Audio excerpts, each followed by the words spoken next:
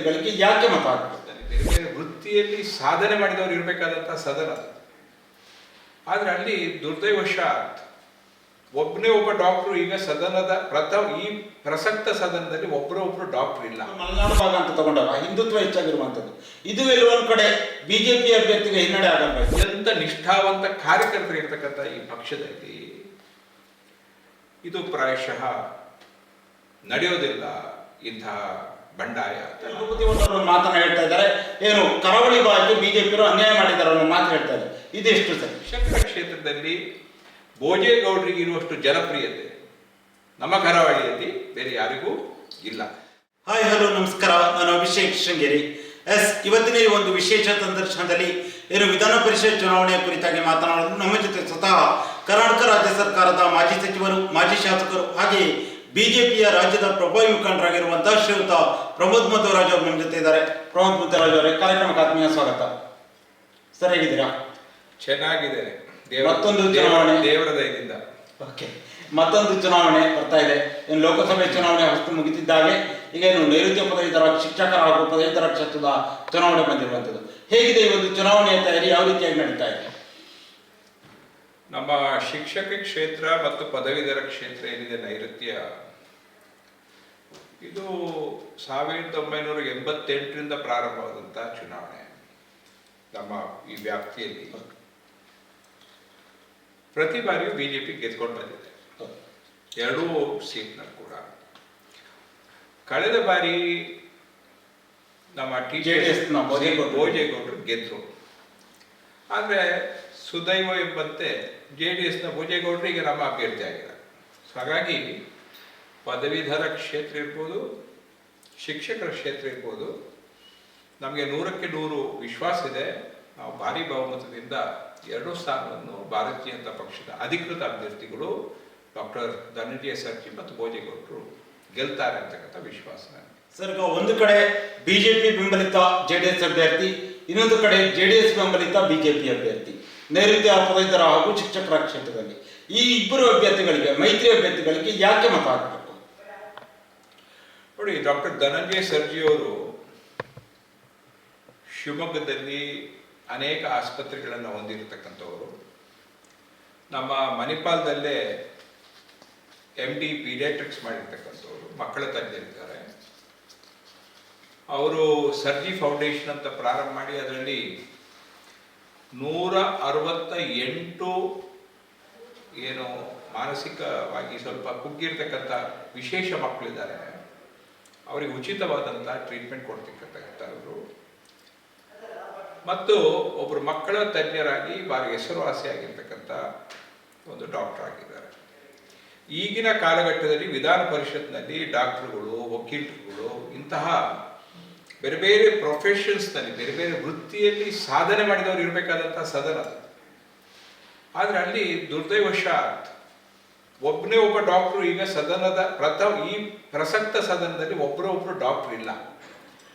ವೈದ್ಯಕೀಯ ಕ್ಷೇತ್ರ ಅಂತಕ್ಕಂಥ ವಿಶಾಲವಾದ ಮತ್ತು ಅತಿ ಪ್ರಮುಖವಾದಂಥ ಒಂದು ಕ್ಷೇತ್ರ, ಒಂದು ಏನು ಫೀಲ್ಡ್ ಇದೆ, ಮೆಡಿಕಲ್ ಫೀಲ್ಡ್, ವೈದ್ಯಕೀಯ ಕ್ಷೇತ್ರ ಏನಿದೆ, ಅದನ್ನು ಸಮರ್ಥವಾಗಿ ನಿಭಾಯಿಸುವಂಥ ಓರ್ವ ಸೂಕ್ತ ವ್ಯಕ್ತಿ ಅಲ್ಲಿ ಇರಬೇಕಾಗಿದೆ. ಈ ಡಾಕ್ಟ್ರುಗಳು MD ಆದವರು, MS ಆದವರು ರಾಜಕಾರಣಕ್ಕೆ ಬರುವುದಿಲ್ಲ. ಇವತ್ತು ಡಾಕ್ಟರ್ ಧನಂಜಯ ಸರ್ಜಿ ತಮ್ಮ ಎಲ್ಲ ಕೆಲಸ ಕಾರ್ಯಗಳನ್ನು ಬಿಟ್ಟು ವಿಧಾನ ಪರಿಷತ್ತಿಗೆ ಪ್ರವೇಶ ಮಾಡಲಿಕ್ಕೆ ಬಯಸ್ತಾ ಇದ್ದಾರಂತ ಆದರೆ ಮತದಾರರು ಖಂಡಿತವಾಗಿಯೂ ನಮ್ಮ ಹಿತದೃಷ್ಟಿಯಿಂದ, ರಾಜ್ಯದ ಹಿತದೃಷ್ಟಿಯಿಂದ ಅವರನ್ನು ಗೆಲ್ಲಿಸುವಂಥದ್ದು ಅನಿವಾರ್ಯ ಅಂತ ನಾನು ಭಾವಿಸ್ತೇನೆ.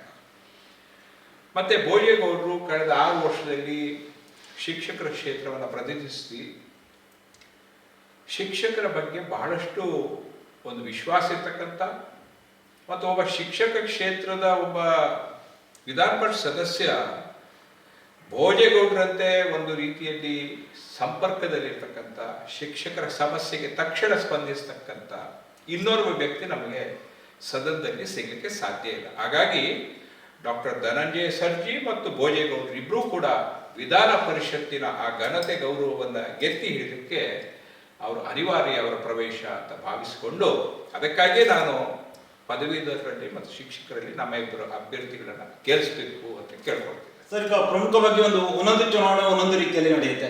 ಈಗ ಲೋಕಸಭೆ ಚುನಾವಣೆ ಬೇರೆ ವಿಚಾರಗಳನ್ನ ಇಟ್ಕೊಂಡು ನಡೆಸ್ತಾರೆ, ಲೋಕಲ್ ಬಾಡಿನೇ ಬೇರೆ, ವಿಧಾನಸಭೆ ಚುನಾವಣೆಗಳೇ ಬೇರೆ. ಹಾಗೆ ಈ ವಿಧಾನ ಪರಿಷತ್ ಚುನಾವಣೆಯಲ್ಲಿ ಬಿಜೆಪಿ ಪ್ರಮುಖವಾಗಿ ಯಾವೆಲ್ಲ ವಿಚಾರಗಳನ್ನ ಇಟ್ಕೊಂಡು ಒಂದು ಚುನಾವಣೆಯನ್ನು ಎದುರಿಸ್ತಾ ಇದ್ದಾರೆ? ಈ ವಿಧಾನ ಪರಿಷತ್ತಿನ ಏನು ಈ ಪದವೀಧರ ಕ್ಷೇತ್ರ ಮತ್ತು ಶಿಕ್ಷಕರ ಕ್ಷೇತ್ರ ಚುನಾವಣೆ ನಡೀತದೆ, ಇದಕ್ಕೆ ಅತ್ಯಂತ ಗಂಭೀರವಾಗಿ ಒಂದು ಚುನಾವಣೆಯ ಸಿದ್ಧತೆ ಮಾಡ್ತಕ್ಕಂಥ ಒಂದು ಪಕ್ಷ ಇದ್ರೆ ಅದು ಭಾರತೀಯ ಜನತಾ ಪಕ್ಷ ಮಾತ್ರ. ಕಾಂಗ್ರೆಸ್ ಪಕ್ಷ ಕೊನೆಗಳಿಗೆ ಎಚ್ಚರ ಆಗ್ತದೆ, ಬೇರೆ ಪಕ್ಷೇತರರು ಕೊನೆಗಳಿಗೆ ಎಚ್ಚರ ಆಗ್ತಾರೆ.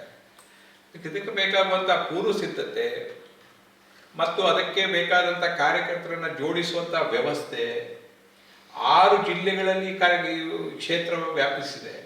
ದಾವಣಗೆರೆಯ 3 ತಾಲೂಕುಗಳು, ಶಿವಮೊಗ್ಗ ಜಿಲ್ಲೆ, ಕೊಡಗು ಜಿಲ್ಲೆ, ಚಿಕ್ಕಮಗಳೂರು ಜಿಲ್ಲೆ, ದಕ್ಷಿಣ ಜಿಲ್ಲೆ, ಉಡುಪಿ ಜಿಲ್ಲೆ. ಇಲ್ಲಿ ಪ್ರತಿಯೊಂದು ಬೂತ್ ಮಟ್ಟದಲ್ಲಿ 25 ಮತದಾರರಿಗೆ ಒಬ್ಬ ಘಟನಾಯಕ ಅಂತ ಬಿಜೆಪಿ ಕಾರ್ಯಕರ್ತರನ್ನು ನಿಯೋಜನೆ ಮಾಡಲಾಗಿದೆ. ಇವತ್ತು ಉಡುಪಿ ಜಿಲ್ಲೆಯಲ್ಲೇ ನಮ್ಮ 5 ವಿಧಾನಸಭಾ ಕ್ಷೇತ್ರದಲ್ಲಿ 680 ಘಟನಾಯಕರನ್ನು ನೇಮಕ ಮಾಡಿ ಅವರು ಮತದಾರರನ್ನು 20 ರಿಂದ 25 ಮತದಾರರನ್ನು ಸಂಪರ್ಕ ಮಾಡುವಂಥ ವ್ಯವಸ್ಥೆ ಇಡೀ ಕ್ಷೇತ್ರದಲ್ಲಿ ನಡೀತಾ ಇದೆ. ಇಂತಹ ಸಂಘಟನಾತ್ಮಕವಾದಂಥ ತಯಾರಿ ಮತ್ತು ಹೋರಾಟ ಮಾಡ್ತಕ್ಕಂಥ ಏಕೈಕ ಪಕ್ಷ ಇದ್ರೆ ಅದು ಭಾರತೀಯ ಜನತಾ ಪಕ್ಷ ಮಾತ್ರ.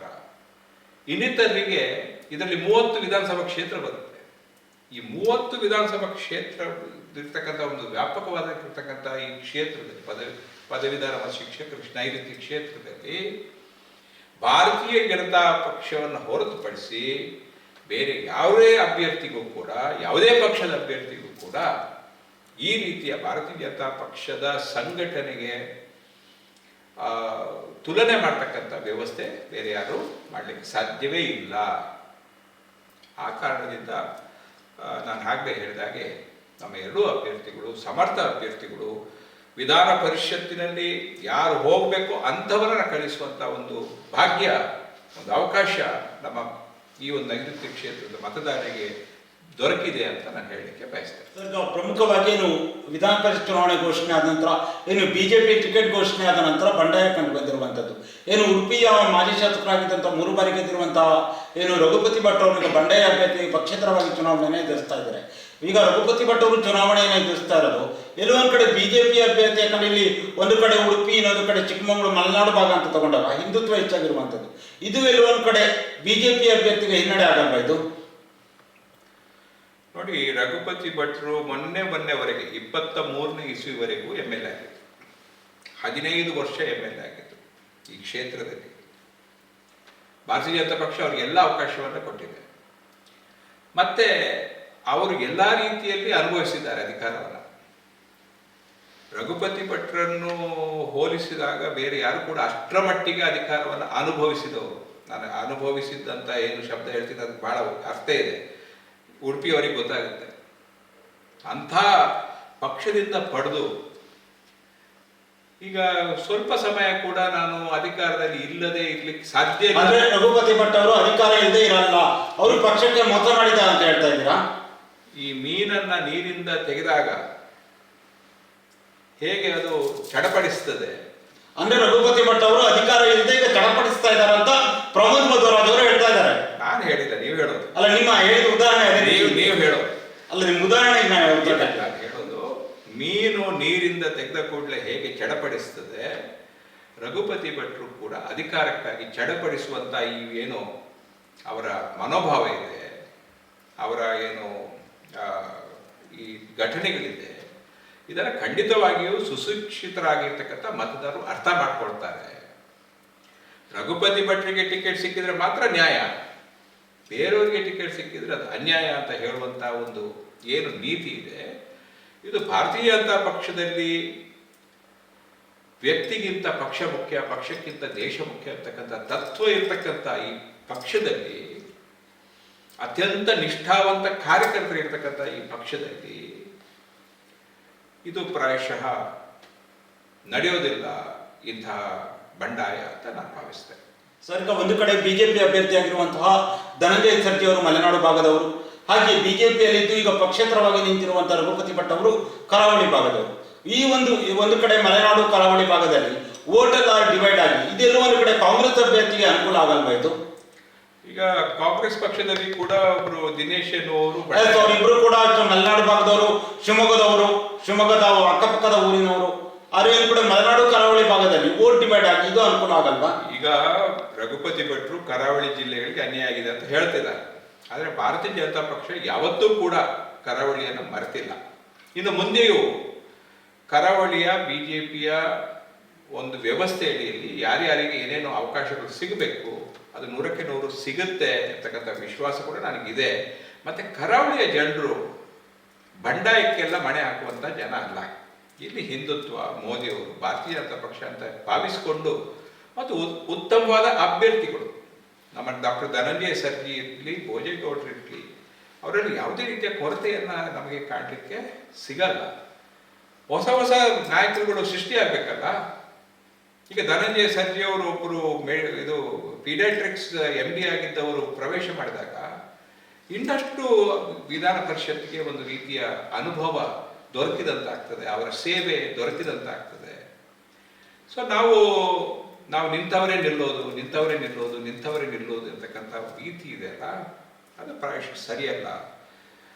ಬೇರೆ ಬೇರೆ ಹೊಸ ಮುಖಗಳಿಗೆ ಅವಕಾಶ ಮಾಡಿಕೊಡುವಂಥದ್ದು ಆ ಒಂದು ತ್ಯಾಗ ಮನೋಭಾವ ಪ್ರತಿಯೊಬ್ಬರಲ್ಲೂ ಇರಬೇಕು, ಪ್ರತಿಯೊಂದು ಪಕ್ಷದಲ್ಲಿದ್ದವರಿಗೂ ಇರಬೇಕು ಅಂತ ನನ್ನ ಒಂದು ತತ್ವ ಮತ್ತು ನನ್ನ ಒಂದು ವಿಚಾರಧಾರೆ. ಬಟ್ ನಾನು ಕೇಳ್ತಿರುವಂತದ್ದು, ಈ ಇಬ್ಬರು ಅಭ್ಯರ್ಥಿಗಳ ನಡುವಿನ ಏನು ಜಗಳದಲ್ಲಿ ಮೂರನೇ ಅಭ್ಯರ್ಥಿ ಕಾಂಗ್ರೆಸ್ ಅಭ್ಯರ್ಥಿಗೆ ಇದು ಅನುಕೂಲ ಆಗಲ್ವಾ ಇದು? ಕಾಂಗ್ರೆಸ್ ಇಲ್ಲಲ್ಲ, ನಮ್ಮ ಕರಾವಳಿ ಜಿಲ್ಲೆಯಲ್ಲಿ ಕಾಂಗ್ರೆಸ್ಸೇ ಇಲ್ಲ. ಕಾಂಗ್ರೆಸ್ ಎಲ್ಲಿದೆ? ಪುತ್ತೂರಲ್ಲಿ ಕಾಂಗ್ರೆಸ್ ಶಾಸಕರಿದ್ದಾರೆ, ಮಂಗಳೂರಿನಲ್ಲಿ ಕಾಂಗ್ರೆಸ್ ಶಾಸಕರಿದ್ದಾರೆ, ಪುತ್ತೂರಿನಲ್ಲಿ ಈಗ ಕೊಡಗಿನಲ್ಲಿ ಇಬ್ಬರು ಕಾಂಗ್ರೆಸ್ ಶಾಸಕರಿದ್ದಾರೆ. ನಾನೀಗ ಹೇಳೋದು ಕರಾವಳಿ ಬಗ್ಗೆ. ನಮ್ಮ ಉಡುಪಿ ಮತ್ತೆ ದಕ್ಷಿಣ ಜಿಲ್ಲೆಯಲ್ಲಿ ಕಾಂಗ್ರೆಸ್ ಸಂಪೂರ್ಣ ನೆಲ ಕಚ್ಚಿದೆ. ನಮ್ಮ UT ಖಾದರ್ ಗೆದ್ದದ್ದು ಮುಸಲ್ಮಾನರು ಓಟ್ ಅಲ್ಲಿ ಜಾಸ್ತಿ ಇರೋದ್ರಿಂದ ಅದರಿಂದ ಗೆದ್ರು. ಪುತ್ತೂರಿನಲ್ಲಿ ಅಶೋಕ್ ರೈ ಅವರು ಗೆದ್ದದ್ದು ಅಲ್ಲಿ ಬಂಡಾಯ ಅಭ್ಯರ್ಥಿ ಬಿಜೆಪಿ ಇದ್ದದ್ರಿಂದ ಗೆದ್ರು. ಅಲ್ಲ, ಒಬ್ರು ಅಭ್ಯರ್ಥಿ ಗೆದ್ದು ಇನ್ನೊಬ್ರು ಅಭ್ಯರ್ಥಿ ಸೋಲುವುದಕ್ಕೆ ಅದರಾದ ಕಾರಣಗಳು ಇದ್ದೇ ಇರುತ್ತೆ. ಬಟ್ ಅರುಣ್ ಪುತ್ತಿಲ್ ಅವರು ಪುತ್ತೂರಿನಲ್ಲಿ ಎಷ್ಟು ಒಂದು ಪ್ರಮುಖವಾಗಿ ಒಂದು ಸ್ಥಾನದಲ್ಲಿ ಇದ್ರು, ಆ ಮಟ್ಟದಲ್ಲಿ ರಘುಪತಿ ಭಟ್ರು ಇಲ್ಲ ಅಂತ ನನ್ನ ಭಾವನೆ. ಸರ್, ಈಗ ಪ್ರಮುಖವಾಗಿ ಹಿಂದಿನ ನಾವು ವಿಧಾನ ಪರಿಷತ್ತಿನ ಪದವೀಧರ ಹಾಗೂ ನೈಋತ್ಯ ಚುನಾವಣೆಯನ್ನು ತಗೊಂಡಾಗ, ಶಿಕ್ಷಕರ ಕ್ಷೇತ್ರ ತಗೊಂಡಾಗ ಆ ಬಿಜೆಪಿಯಲ್ಲಿ ಪದವೀಧರ ಕ್ಷೇತ್ರವನ್ನ ಮಲೆನಾಡು ಭಾಗಕ್ಕೆ ಕೊಟ್ಟರೆ, ಆ ನಂತರ ಇನ್ನು ಶಿಕ್ಷಕರ ಕ್ಷೇತ್ರವನ್ನ ಕರಾವಳಿ ಭಾಗಕ್ಕೆ ನಾವು ಕೊಡ್ತಾ ಇರುವ ಒಂದು ಸಂಪ್ರದಾಯವನ್ನು ನೋಡಿದ್ವಿ. ಆದರೆ ಈ ಬಾರಿ ಎರಡೂ ಕೂಡ, ಒಂದು ಮೈತ್ರಿ ಅಭ್ಯರ್ಥಿ ಆಗಿರುವಂತಹ ಭೋಜೇಗೌಡರಿಗೆ, ಇನ್ನೊಂದು ಶಿವಮೊಗ್ಗ ಜಿಲ್ಲೆಯ ಧನಂಜಯ ಸರ್ಜಿ ಅವರಿಗೆ ಕೊಟ್ಟಿರುವಂಥದ್ದು. ಈ ಹಿನ್ನೆಲೆಯಲ್ಲಿ ರಘುಪತಿ ಭಟ್ ಅವರು ಮಾತನ್ನ ಹೇಳ್ತಾ ಇದ್ದಾರೆ, ಏನು ಕರಾವಳಿ ಭಾಗಕ್ಕೆ ಬಿಜೆಪಿಯವರು ಅನ್ಯಾಯ ಮಾಡಿದ್ದಾರೆ ಅನ್ನೋ ಮಾತು ಹೇಳ್ತಾ ಇದ್ದಾರೆ. ಇದೆಷ್ಟು ಸರಿ? ಈಗ ಶಿವಮೊಗ್ಗ ಜಿಲ್ಲೆಗೆ ಯಾವಾಗಲೂ ನಮ್ಮ ಶಂಕರಮೂರ್ತಿ ಅವರ ಕಾಲದಿಂದ ಶಿವಮೊಗ್ಗ ಜಿಲ್ಲೆಗೆ ಪದವೀಧರ ಕ್ಷೇತ್ರವನ್ನ ಕೊಡುವಂಥದ್ದು, ಕರಾವಳಿಗೆ ಶಿಕ್ಷಕರ ಕ್ಷೇತ್ರವನ್ನ ಬಿಜೆಪಿಯಲ್ಲಿ ಕೊಡುವಂತ ಒಂದು ಪರಿಪಾಠ. ಆದರೆ ಭೋಜೇಗೌಡರು ಈಗ JDSನಲ್ಲಿ ಸಿಟ್ಟಿಂಗ್ MLC ಆದದ್ರಿಂದ ಮತ್ತು ಬಿಜೆಪಿ ಮತ್ತು JDS ಮಧ್ಯೆ ಹೊಂದಾಣಿಕೆ ಆಗಿರುವುದರಿಂದ ಅನಿವಾರ್ಯವಾಗಿ ಭೋಜೇಗೌಡರಿಗೆ ಅವಕಾಶ ಕೊಡುವಂಥದ್ದು ಅನಿವಾರ್ಯ ಆಗಿತ್ತು. ಹಾಗಾಗಿ ಕರಾವಳಿಗೆ ಸಿಗಬೇಕಾದಂತಹ ಶಿಕ್ಷಕ ಕ್ಷೇತ್ರ, ರಘುಪತಿ ಶಿಕ್ಷಕ ಕ್ಷೇತ್ರ ಕೇಳಿದ್ದಲ್ಲ, ಅವರು ಕೇಳಿದ್ದು ಗ್ರಾಜ್ಯುಯೇಟ್ ಕಾನ್ಸ್ಟಿಟ್ಯೂನ್ಸಿ, ಪದವೀಧರ ಕ್ಷೇತ್ರ. ಶಿಕ್ಷಕರ ಕ್ಷೇತ್ರದಲ್ಲಿ ಭೋಜೇಗೌಡರಿಗೆ ಇರುವಷ್ಟು ಜನಪ್ರಿಯತೆ ನಮ್ಮ ಕರಾವಳಿಯಲ್ಲಿ ಬೇರೆ ಯಾರಿಗೂ ಇಲ್ಲ. ಮತ್ತೆ ನಾನು ಈಗಿನ ಪರಿಸ್ಥಿತಿ ಮಾತಾಡ್ತಿದ್ದೀನಿ, ಇವತ್ತಿನ ಪರಿಸ್ಥಿತಿ. ಸೊ 6 ಜಿಲ್ಲೆಗಳಲ್ಲಿ ನೀವು ಎಲ್ಲ ಜಿಲ್ಲೆಗೆ ಕೊಡ್ಲಿಕ್ಕಾಗತ್ತಾ? ಇರೋದು 2 ಸೀಟು, 6 ಜಿಲ್ಲೆ ಇದೆ, ಎಲ್ಲ ಜಿಲ್ಲೆಗಳಿಗೆ ಒಂದೊಂದು ಕೊಡ್ಲಿಕ್ಕಾಗತ್ತಾ? ಸೊ ಅಂತಹ ಸಂದರ್ಭದಲ್ಲಿ ಪಕ್ಷ ಒಂದು ತೀರ್ಮಾನ ಮಾಡಿದೆ. ಮತ್ತೆ ಕರಾವಳಿಗೆ ಇನ್ನು ಮುಂದಕ್ಕೆ ಏನೆಲ್ಲ ಅವಕಾಶಗಳು ಕೊಡಬೇಕು, ಅದು ವಿಧಾನ ಪರಿಷತ್ತಿನಲ್ಲಿ ಇರಲಿ ಅಥವಾ ಬೇರೆ ಯಾವ ಇರಲಿ, 100ಕ್ಕೆ 100 ಪಕ್ಷ ಕೊಡುತ್ತೆ ಅಂತಕ್ಕಂಥ ವಿಶ್ವಾಸ ನನಗೆ. ಸರ್, ನೀವು ಮಾತಾಡ್ತಾ ಹೇಳಿದ್ರಿ ಮುಂದಿನ ದಿನಗಳಲ್ಲಿ ಕರಾವಳಿ ಭಾಗಕ್ಕೆ ಏನೇನು ಅವಕಾಶ ಸಿಗುತ್ತದೆ, ಮುಂದಿನ ದಿನ ಸಿಗುತ್ತೆ ಅನ್ನೋ ಮಾತು ಹೇಳಿದ್ರು. ಅಂದ್ರೆ ಪ್ರಮೋದ್ ಮಧ್ವರಾಜ್ ಅವರಿಗೆ ಏನಾದ್ರು ಅವಕಾಶ ಸಿಗೋ ಸಾಧ್ಯತೆ ಇದೆಯಾ? ಪ್ರಮೋದ್ ಮಧ್ವರಾಜರ ವೈಯಕ್ತಿಕ ಪ್ರಶ್ನೆ ಇಲ್ಲಿ ಉದ್ಭವ ಆಗೋದಿಲ್ಲ. ಪ್ರಮೋದ್ ಮಧ್ವರಾಜರನ್ನ ಏನ್ ಮಾಡಬೇಕು, ಹೇಗೆ ಬಳಕೆ ಮಾಡಬೇಕು, ಬಳಕೆ ಮಾಡಬೇಕೋ ಬೇಡವೋ ಅದು ಭಾರತೀಯ ಜನತಾ ಪಕ್ಷದ ವರಿಷ್ಠರು ತೀರ್ಮಾನ ಮಾಡ್ತಕ್ಕಂಥ ವಿಚಾರ. ಅಲ್ಲ, ನಿಮಗೆ ನಿರೀಕ್ಷೆ ಇದೆಯಾ? ನೀವು ಈಗ ಬಿಜೆಪಿ ಪಕ್ಷ ತನ್ನದೇ ಕೆಲವೊಂದು ಕಾರ್ಯಚಟುವಟಿಕೆಗಳಲ್ಲಿ ಬಳಸ್ಕೊಳ್ತಾ ಇದೆ. ಸಂಘಟನೆಗಳಲ್ಲಿ ಲೋಕಸಭೆ ಚುನಾವಣೆ ಆಗಿರ್ಬೋದು, ವಿಧಾನ ಪರಿಷತ್ ಚುನಾವಣೆ, ಹಾಗೆ ಹಿಂದೆ ನಡೆದಂಥ ವಿಧಾನಸಭೆ ಚುನಾವಣೆಯಲ್ಲೂ ಕೂಡ ನಿಮಗೆ ಹಲವಾರು ಜವಾಬ್ದಾರಿಗಳನ್ನ ಕೊಟ್ಟಿದ್ರು, ಪಕ್ಷ ಸಂಘಟನೆ ತೊಡಗಿಸ್ಕೊಳ್ಳೋಕೆ ಅವಕಾಶವನ್ನು ಮಾಡಿಕೊಟ್ಟು. ಈ ಹಿನ್ನೆಲೆಯಲ್ಲಿ ಕೇಳ್ತೀನಿ, ಪ್ರಮೋದ್ ಮಧ್ವರಾಜ್ ಅವರಿಗೆ ಏನಾದ್ರು ನಿರೀಕ್ಷೆ ಇದೆಯಾ? ಈಗ ನಾನು ಭಾರತೀಯ ಜನತಾ ಪಕ್ಷಕ್ಕೆ ಸೇರಿದ ಮೇಲೆ ವಿಧಾನಸಭಾ ಚುನಾವಣೆಯಲ್ಲಿ ಸಕ್ರಿಯವಾಗಿ ಕೆಲಸ ಮಾಡಿದ್ದೀನಿ. ನನಗೆ ಟಿಕೆಟ್ ಸಿಗದಿದ್ರೂ ಕೂಡ 13 ವಿಧಾನಸಭಾ ಕ್ಷೇತ್ರಗಳಲ್ಲಿ ರಾಜ್ಯದಲ್ಲಿ ಹಲವಾರು ಜಿಲ್ಲೆಗಳಲ್ಲಿ ಪ್ರವಾಸ ಮಾಡಿದ್ದೀನಿ. ಲೋಕಸಭಾ ಚುನಾವಣೆಗೆ ಕೂಡ ನಾನು ಆಕಾಂಕ್ಷಿಯಾಗಿದ್ದೆ. ನನಗೆ ಟಿಕೆಟ್ ಸಿಗದಿದ್ರೂ ಕೂಡ ಉಡುಪಿ ಚಿಕ್ಕಮಗಳೂರಿನಲ್ಲಿ ಲೋಕಸಭಾ ಅಭ್ಯರ್ಥಿಗಳು ಕೋಟಾ ಶ್ರೀನಿವಾಸ ಪೂಜಾರಿ ಪರವಾಗಿ ಮತ್ತು ಇತರ 9 ಪಾರ್ಲಿಮೆಂಟ್ ಕ್ಷೇತ್ರದಲ್ಲಿ ನಾನು ಸ್ಟಾರ್ ಪ್ರಚಾರಕರಾಗಿ ನನ್ನನ್ನು ಆಯ್ಕೆ ಮಾಡಿದ್ರು ಪಕ್ಷ. ಸೊ ಒಟ್ಟು 10 ಲೋಕಸಭಾ ಕ್ಷೇತ್ರದಲ್ಲಿ ನನ್ನ ಅಳಿಲ ಸೇವೆಯನ್ನು ಮಾಡಿದ್ದೇನೆ. ಶ್ರೀಕೃಷ್ಣ ಭಗವದ್ಗೀತೆಯಲ್ಲಿ ಹೇಳಿದ ಹಾಗೆ ನಿನ್ನ ಕರ್ತವ್ಯವನ್ನ ಮಾಡು, ಫಲದ ಬಗ್ಗೆ ನೀವು ಯೋಚನೆ ಮಾಡೋದು ಬೇಡ ಅಂತ ಶ್ರೀಕೃಷ್ಣ ಹೇಳಿದಂತೆ ನನ್ನ ಕರ್ತವ್ಯವನ್ನ ಮಾತ್ರ ನಾನು ಬಿಜೆಪಿಯಲ್ಲಿ ಮಾಡ್ತಾ ಇದ್ದೇನೆ. ನನಗೆ ಏನು ಸಿಗುತ್ತೆ ಏನು ಬಿಡುತ್ತೆ ಎಂಬುದ್ರ ಬಗ್ಗೆ ನಾನು ಕಿಂಚಿತ್ತು ಯೋಚನೆ ಮಾಡ್ತಾ ಇಲ್ಲ. ಪ್ರಮುಖವಾಗಿ ಹುಬ್ಳಿಯಲ್ಲಿ ನಡೆದಂತ ಅಂಜಲಿ ಅಂಬಿ ಯುವತಿಯ ಒಂದು ಕೊಲೆ ಏನಿದೆ, ಅದು ಇಡೀ ದೇಶ ಇಡೀ ರಾಜ್ಯ ದೇಶದಲ್ಲೇ ಒಂದು ಸುದ್ದಿ ಆಗುತ್ತೆ, ಇಡೀ ದೇಶವು ತಲೆ ತೆಗೆಸುವ ಒಂದು ವಿಚಾರ ಆಗುತ್ತೆ. ಅಲ್ಲಿಗೆ ನೀವು ಒಂದು ಕೆಲ ದಿನಗಳ ಹಿಂದೆ ಒಂದು ಭೇಟಿಯನ್ನು ಕೊಡ್ತೀರಾ, ಅಧಿಕಾರಿಗಳಿಗೆ ಮಾತಾಡ್ತೀರಾ, ನಂತರ ನೀವು 24 ಗಂಟೆಗಳಲ್ಲಿ ಅಧಿಕಾರಿಗಳಿಗೆ ಸ್ಪಂದನೆ ನೀಡ್ತಾರೆ. ಹೇಗೆ ಅನಿಸ್ತಾ ಈ ಒಂದು ಪ್ರಕರಣದ ಕುರಿತಾಗಿ? ಅಂಜಲಿ ಅಂಬಿಗೆ ತಾಯಿ ತಂದೆ ಇಲ್ಲದಂತ ಒಬ್ಬ ಬಡ ಅಜ್ಜಿ 4 ಹೆಣ್ಮಕ್ಕಳನ್ನ ಸಾಕುವಂತ ಒಂದು ಕುಟುಂಬ. ಅಂಜಲಿ ಅಂಬಿಗೆರೆ ತನ್ನ ಅಜ್ಜಿಯನ್ನು ಮತ್ತು ಇನ್ನಿತರ 3 ಸಹೋದರಿಯರನ್ನ ಸಾಕುವಂತ ಒಂದು ಕುಟುಂಬದ ಆಧಾರ ಸ್ತಂಭ. 20 ವರ್ಷದ ಹುಡುಗಿಯನ್ನ ಒಬ್ಬ ಅತ್ಯಂತ ವಿಕಾರವಾಗಿರ್ತಕ್ಕಂಥ ಕ್ರೂರಿಯಾಗಿರ್ತಕ್ಕಂಥವನ ಒಂದು ಚಾಕುವಿನ ಒಂದು ಅಟ್ಯಾಕಿಗೆ, ಅಂದರೆ ಚಾಕುವಿನ ಒಂದು ಅಂತಕನ ಒಂದು ಇದಕ್ಕೆ ಬಲಿಯಾಗ್ತಾರೆ. ಸೊ ನಾನು ಕಳೆದ ಆದಿತ್ಯವಾರ ಅವರ ಮನೆಗೆ ಭೇಟಿ ಕೊಟ್ಟು ಸಾಂತ್ವನ ಹೇಳಿ, ಅವ್ರ ಮನೆಯಿಂದಲೇ ನಾನು DGP ಅಲೋಕ್ ಕುಮಾರ್ ಅವರಿಗೆ ಫೋನಲ್ಲಿ ಮಾತಾಡಿದೆ. ಯಾಕಂದರೆ ಅಲ್ಲಿದ್ದಂಥ ಸ್ಥಳೀಯ ಮುಖಂಡರುಗಳ ಅಭಿಪ್ರಾಯ ಏನಿತ್ತು ಅಂದರೆ ಸ್ವಲ್ಪ ದಿಕ್ಕು ತಪ್ಪುತ್ತೆ ಅಂತ ಯಾವುದು ತನಿಖೆ. ಮತ್ತೆ ಮುಖ್ಯಮಂತ್ರಿಗಳು ಯಾವ ತಪ್ಪನ್ನು ಒಪ್ಪುವುದಿಲ್ಲ ಸಿದ್ದರಾಮಯ್ಯ. ಈ ಪ್ರಕರಣದಲ್ಲಿ ನಮ್ಮಿಂದ ನಿರ್ಲಕ್ಷ್ಯ ಆಗಿದೆ ಅಂತ ಮುಖ್ಯಮಂತ್ರಿಗಳು ಒಪ್ಕೊಂಡಿದ್ದಾರೆ. ಸೊ ನಾನು DGPಗೂ ಮಾತಾಡಿದೆ, ಮತ್ತೆ CID ADGP ಆಗಿರ್ತಕ್ಕಂಥ ಸಲೀಂ ಅವರಿಗೂ ತಕ್ಷಣ ಮಾತಾಡಿ ಇದನ್ನ ಬಹಳ ಲಘುವಾಗಿ ತೆಗೆದುಕೊಳ್ಬಾರ್ದು, ಸೀರಿಯಸ್ ಆಗಿ ತಗೊಂಡು ಯಾರು ಆರೋಪಿಗಳಿದ್ದಾರೆ ಅವರಿಗೆ ಗಲ್ಲು ಶಿಕ್ಷೆ ಆಗೋ ತನಕ ಇದನ್ನು ಬಿಡಬಾರ್ದು ಅಂತ ನಾನು ಅಲ್ಲಿಂದ ಫೋನ್ ಮಾಡಿದೆ.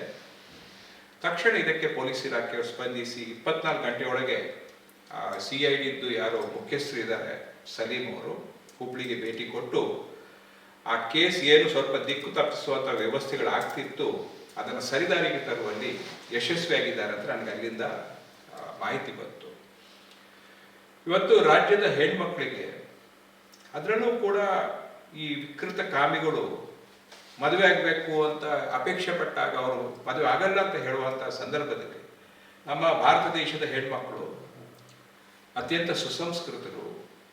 ಯಾರೋ ಬಂದು ಬೀದಿಯಲ್ಲಿ ಹೋಗುವಂಥವರು ಬಂದು ಮದುವೆ ಆಗಬೇಕು ಅಂತ ಅಪೇಕ್ಷೆ ಪಟ್ಟಾಗ ಇವರು ನಿರಾಕರಿಸಿದಾಗ ಇವರನ್ನು ಕೊಲ್ತಾರಂತಾದ್ರೆ, ಮದುವೆ ಆಗಲ್ಲ ಅಂತ ಹೇಳಿ ಆ ಹುಡುಗಿ ಹೇಳಿದ ಕೂಡಲೇ ಅವಳು ಕೊಲ್ಲಲ್ಪಡ್ತಾಳಂತಾದ್ರೆ ಅದು ನೇಹ ಹಿರೇಮಠ ವಿಚಾರ ಇರ್ಬೋದು, ಅಂಜಲಿ ಅಂಬಿಗರ್ ವಿಚಾರ ಇರ್ಬೋದು.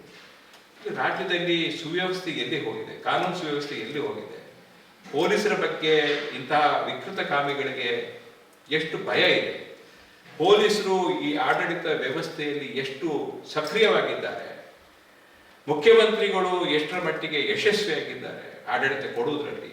ಯೋಗಿ ಆದಿತ್ಯನಾಥ್ನಂತ ಒಬ್ಬ ಮುಖ್ಯಮಂತ್ರಿ ಕರ್ನಾಟಕಕ್ಕೆ ಅನಿವಾರ್ಯ ಅಂತ ಹೇಳಲಿಕ್ಕೆ ಬಯಸ್ತೇನೆ. ಸರ್, ಈಗ ಕಳೆದ ಕೆಲವು 3-4 ತಿಂಗಳ ಅಂತರದಲ್ಲಿ ನಾವು ಗಮನಿಸಿದ್ದಾರೆ, ಏನು ಹಿಂದಿನ ವರ್ಷ ಬೇಡ 2024 ಪ್ರಾರಂಭವಾಗಿ ತಗೊಳ್ಳೋದಾದ್ರೆ ರಾಜ್ಯದಲ್ಲಿ ಕಾನೂನು ವ್ಯವಸ್ಥೆ ಅಂತ ಬಂದಾಗ ಒಂದು ರೀತಿಯ ಹದಗೆಟ್ಟಿದ ವಾತಾವರಣ ಕಂಡು ಬರ್ತಾ ಇದೆ. ಅದು ಒಂದ್ ಕಡೆ ನೇಹನ ಕೊಲೆ ಇರ್ಬೋದು, ಅಂಜಲಿಯ ಕೊಲೆ ಇರ್ಬೋದು, ಏನು ಉಡುಪಿಯ ಏನು ಗರುಡ ಗ್ಯಾಂಗ್ ಅನ್ನು ಅಟ್ಯಾಕ್ ಆಗಿರೋ ವಿಚಾರ ಆಗಿರ್ಬೋದು, ಚನ್ನಗಿರಿಯಲ್ಲಿ ಪೊಲೀಸ್ ಠಾಣೆ ಧ್ವಂಸಗೊಳಿಸಿರುವ ವಿಚಾರ ಆಗಿರ್ಬೋದು, ಹೀಗೆ ಪದೇ ಪದೇ ಒಂದಲ್ಲ ಒಂದು ಘಟನೆಗಳು ನಡೀತಾ ಇದೆ. ಕೊಪ್ಪದಲ್ಲಿ ಏನು ಪಾಕಿಸ್ತಾನ ಜಿಂದಾಬಾದ್ ಅಂತ ಒಬ್ಬ ವ್ಯಕ್ತಿ ಪೋಸ್ಟರ್ ಫೇಸ್ಬುಕ್ ಅಲ್ಲಿ ಪೋಸ್ಟ್ ಹಾಕಿರೋ ವಿಚಾರ ಆಗಿರ್ಬೋದು, ಹೀಗೆ ಏನು ವಿಧಾನ ಪರಿಷತ್ ಏನು ಸಭೆ ಚುನಾವಣೆ, ರಾಜ್ಯಸಭೆ ಚುನಾವಣೆ ನಡೆಯುವಾಗ ವಿಧಾನಸಭೆಯೊಳಗೆ ಘೋಷಣೆ ಹಾಕಿರೋದಾಗಿರ್ಬೋದು, ಈ ರೀತಿಯಾಗಿ ಪದೇ ಪದೇ ದೇಶ ವಿರೋಧಿ ಚಟುವಟಿಕೆಗಳಾಗಿರ್ಬೋದು, ಈ ರೀತಿ ಏನು ಕಾನೂನು ಸುವ್ಯವಸ್ಥೆ ಹದಗೆಡುವ ಪ್ರಕರಣಗಳು ನಡೀತಾ ಇದೆ. ಯಾಕೆ ಈ ರೀತಿ ಪರಿಸ್ಥಿತಿ ಕರ್ನಾಟಕದಲ್ಲಿ ಉದ್ಭವ ಆಗ್ತದೆ? ಇದಕ್ಕೆ ಸರಳವಾಗಿ ನಾನು ಉತ್ತರ ಕೊಡ್ಬೋದಾದ್ರೆ, ಯಾರೆಲ್ಲ ದೇಶದ ವಿರೋಧಿ ಶಕ್ತಿಗಳಿದ್ದಾರೆ, ಯಾರು ಸಮಾಜ ವಿರೋಧಿ ಶಕ್ತಿಗಳಿದ್ದಾರೆ, ಯಾರು ದೇಶದ ಕಾನೂನನ್ನ ಉಲ್ಲಂಘನೆ ಮಾಡಬೇಕು ಅಂತ ಅಪಿತಪಿಸ್ತಿರ್ತಾರೆ, ಅಂಥವ್ರಿಗೊಂದು ಧೈರ್ಯ ಬಂದಿದೆ. ನಮ್ಮ ಸರ್ಕಾರ ಬಂದಿದೆ. ಆ ಧೈರ್ಯದಿಂದ ಮಾಡ್ತಾ ಇದ್ದಾರೆ. ಇದು ಇಂತಹ ಘಟನೆಗಳಾಗಬೇಕಿದ್ರೆ ಕಾಂಗ್ರೆಸ್ ಪಕ್ಷದಿಂದ ಪಡುತ್ತೇವೆ ಎಂಬತಕ್ಕಂಥ ಭ್ರಮೆಯಲ್ಲಿರ್ತಕ್ಕಂಥ, ಇದಕ್ಕೆ ನೇರವಾಗಿ ಕಾಂಗ್ರೆಸ್ಸೇ ಕಾರಣ ಅಂತ ಹೇಳ್ತಾ ಇದ್ದೀರಾ? ಕಾಂಗ್ರೆಸ್ ಕಾರಣ ಅಲ್ಲ. ಕಾಂಗ್ರೆಸ್ ನಮ್ಮ ಪಕ್ಷ ಬಂದಿದೆ, ಈಗ ನನಗೆ ನನ್ನ ಪಕ್ಷ ಬಂದಿದೆ, ನನಗೆ ಮಾಡಿದ್ದೆಲ್ಲ ನಡೀತದೆ ಅಂತಕ್ಕಂಥ ಭಾವನೆ ನನ್ನಲ್ಲಿ ಬಂದರೆ ಇದು ಸರಿಯಾಗಲ್ಲ. ಕಿಡಿಗೇಡಿಗಳಿಗೆ, ಸಮಾಜ ವಿರೋಧಿಗಳಿಗೆ, ರಾಷ್ಟ್ರ ವಿರೋಧಿಗಳಿಗೆ, ಯಾರೆಲ್ಲ ಅನೈತಿಕ ಚಟುವಟಿಕೆಯಲ್ಲಿ ಭಾಗವಹಿಸ್ತಾರೆ ಅಂಥವರಿಗೆ ನಮ್ಮ ಸರ್ಕಾರ ಬಂದಿದೆ ಅಂತ ಆ ಒಂದು ಧೈರ್ಯ ಕೊಡುವಂಥ ಒಂದು ವಾತಾವರಣ ಸೃಷ್ಟಿಯಾಗುತ್ತಲ್ಲ, ಇದುವೇ ಕರ್ನಾಟಕದ ಭವಿಷ್ಯಕ್ಕೆ ಬಹಳ ದೊಡ್ಡ ಕೊಡುಗೆಯನ್ನು ಕೊಡಬಲ್ಲದು ಅಂತ ನಾನು. ಸರ್, ಕೊನೆಯದಾಗಿ ಏನು ವಿಧಾನ ಪರಿಷತ್ ಪದವೀಧರ ಹಾಗೂ ಶಿಕ್ಷಕರ ಚುನಾವಣೆಯ ಕುರಿತು ಹಾಗೆ ನಿಮ್ಮ ಅಭ್ಯರ್ಥಿಗಳ ಕುರಿತು ಏನು ಹೇಳಕ್ಕೆ ಬಯಸ್ತೀರಾ? ನಾನು ಆಗಲೇ ಹೇಳಿದ ಹಾಗೆ ನಾನೆಲ್ಲ ಮತದಾರ ಬಾಂಧವರಲ್ಲಿ, 6 ಜಿಲ್ಲೆಯಲ್ಲಿರ್ತಕ್ಕಂಥ ಮತದಾರ ಬಾಂಧವರಲ್ಲಿ ವಿನಂತಿ ಮಾಡ್ತಿದ್ದೇನೆ ನಿಮ್ಮ ಮಾಧ್ಯಮದ ಮೂಲಕ. ಭಾರತೀಯ ಜನತಾ ಪಕ್ಷ ಅತ್ಯಂತ ಸೂಕ್ತವಾಗಿರ್ತಕ್ಕಂಥ ಡಾಕ್ಟರ್ ಧನಂಜಯ ಸರ್ಜಿ ಮತ್ತು ಭೋಜೇಗೌಡರನ್ನ ಚುನಾವಣೆಗೆ ನಿಲ್ಲಿಸಿದೆ. ಅವರನ್ನು ಗೆಲ್ಲಿಸುವುದರ ಮೂಲಕ ವಿಧಾನ ಪರಿಷತ್ತಿನಲ್ಲಿ ಬಿಜೆಪಿಯ ಸಂಖ್ಯೆ ಕೂಡ ಏರ್ತದೆ. ಈ ಕಾಂಗ್ರೆಸ್ ಸರ್ಕಾರಕ್ಕೆ ಒಂದು ಅಂಕುಶ ಕೂಡ ಬಿದ್ದಂಗೆ ಆಗ್ತದೆ. ಜನವಿರೋಧಿ ಕಾನೂನನ್ನ ಅಸೆಂಬ್ಲಿಯಲ್ಲಿ ಪಾಸ್ ಮಾಡಿದ್ರು ಕೂಡ ಪರಿಷತ್ನಲ್ಲಿ ಸೋಲಿಸುವಂತ ರೀತಿಯಲ್ಲಿ ಒಂದು ಕಂಟ್ರೋಲ್, ಒಂದು ಅಂಕುಶ ಅಂತ ಏನಿರ್ತದೆ, ಅದಕ್ಕೆ ಪ್ರಬುದ್ಧ ಮತದಾರರು ಬೆಂಬಲವಾಗಿ ಇದ್ದು ನಮ್ಮ ಭೋಜೇಗೌಡರನ್ನ ಮತ್ತು ಸರ್ಜಿಯರನ್ನ ಗೆಲ್ಲಿಸಬೇಕು ಅಂತ ಕಳಕಳಿಯಿಂದ ವಿನಂತಿ ಮಾಡ್ತೀವಿ. ಸರ್, ಇದುವರೆಗೆ ಒಂದು ಸಂದರ್ಶನದಲ್ಲಿ ಭಾಗವಹಿಸಿ ಪ್ರಮುಖವಾಗಿ ಏನು ವಿಧಾನ ಪರಿಷತ್ ಪದವೀಧರ ಹಾಗೂ ಶಿಕ್ಷಕರ ಕ್ಷೇತ್ರದ ನಿಮ್ಮ ಅಭ್ಯರ್ಥಿಗಳ ಕುರಿತಾಗಿ ಆಗಿರ್ಬೋದು, ಕರಾವಳಿ ಎದ್ದಿರುವ ನಿಮ್ಮ ಬಂಡಾಯ ಅಭ್ಯರ್ಥಿ ಆಗಿರ್ಬೋದು, ಹೀಗೆ ಏನು ರಾಜ್ಯದಲ್ಲಿ ಕಾನೂನು ಸುವ್ಯವಸ್ಥೆ ಕುರಿತಾಗಿ ಸುದೀರ್ಘವಾದ ಚರ್ಚೆಯಲ್ಲಿ ಭಾಗವಹಿಸಿದ್ದಕ್ಕೆ ನಮ್ಮ ಸೈರಿ ಸಮಾಚಾರ ತಂಡದ ವತಿಯಿಂದ ನಿಮಗೆ ಹೃತ್ಪೂರ್ವಕ ಧನ್ಯವಾದಗಳು. ನೋಡಿದ್ರೊಡ ವೀಕ್ಷಕರೇ, ಇದು ಕರ್ನಾಟಕ ರಾಜ್ಯ ಸರ್ಕಾರದ ಮಾಜಿ ಸಚಿವರು, ಉಡುಪಿ ಕ್ಷೇತ್ರದ ಮಾಜಿ ಶಾಸಕರು, ಬಿಜೆಪಿಯ ರಾಜ್ಯ ಮುಖಂಡರಾಗಿರುವ ಶ್ರೀಯುತ ಪ್ರಮೋದ್ ಮಧುರಾಜ್ ಜೊತೆಗಿನ ವಿಶೇಷ ಸಂದರ್ಶನ. ಮುಂದಿನ ವಾರ ಇನ್ನೊಬ್ಬ ವಿಶೇಷ ಅತಿಥಿಯ ಜೊತೆ ನಿಮ್ಮ ಮುಂದೆ ಬರುತ್ತೇನೆ. ನಮಸ್ಕಾರ.